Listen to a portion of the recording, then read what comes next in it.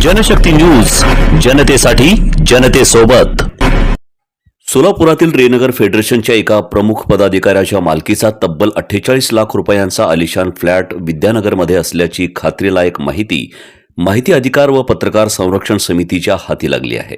सूत्रानुसार या पदाधिकाऱ्याने आपल्या आर्थिक उत्पन्नाशी विसंगत अशी ही मालमत्ता गुप्तपणे विकत घेतल्याचा दावा समितीने केला आहे.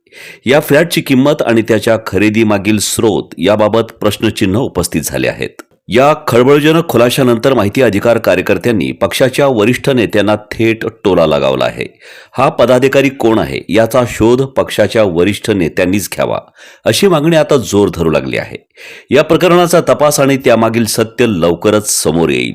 तसेच रेनगरमधील इतर गृहनिर्माण संस्थेच्या विविध पदाधिकाऱ्यांची बेहिशोबी मालमत्तेवरही माहिती अधिकार व पत्रकार संरक्षण समितीची नजर असून त्याचा भंडाफोड लवकरच होणार आहे.